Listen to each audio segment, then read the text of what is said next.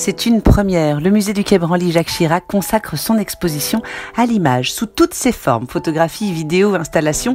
Et pour cause, le fonds photographique du musée est l'un des plus importants au monde, avec près de 710 000 œuvres. 26 artistes extra-européens sont ici réunis pour nous proposer un autre regard sur notre monde contemporain. Et quel panache! On oublie les accrochages linéaires de clichés microscopiques. L'exposition incarne dans sa forme même son sujet, séduire par l'image pour attirer le spectateur. Et dès le début, l'œuvre spectaculaire du Camerounais Samuel Fosso donne le ton. 666 autoportraits en polaroid se dressent devant nous comme des totems contemporains, des murs de visages autour desquels déambuler en constatant que notre regard ne peut qu'être sélectif face au foisonnement des images qui nous sollicitent aujourd'hui. Une œuvre qui n'avait jamais été montrée dans sa totalité.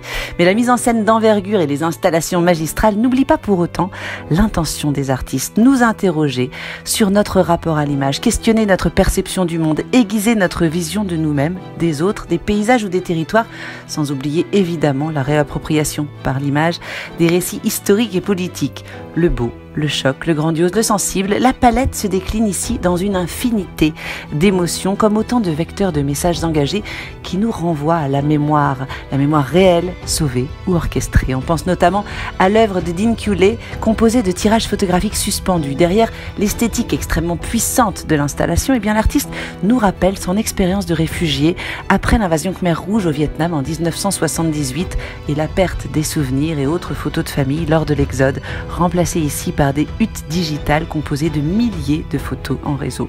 Ou encore l'installation monumentale, 30 mètres de long quand même, de Brooke Andrew, comme un interminable néon puisant dans les collections du musée. De quoi mieux comprendre, peut-être, le titre de l'exposition, aussi long qu'énigmatique. À toi appartient le regard et la liaison infinie entre les choses, empruntée à August Ludwig Hülsen, un hymne à la liberté, car nous avons tous les clés du décryptage de ces images. Rien ne s'impose à nous, chacun avec son histoire, sa sensibilité, sa culture, libre de vivre une expérience singulière, libre de créer des échos et résonances entre les images, libre de tenter de nous mettre à la place d'un autre pour regarder le monde avec un nouveau regard. Un cheminement par écran interposé qui fait du bien aux yeux et à l'esprit.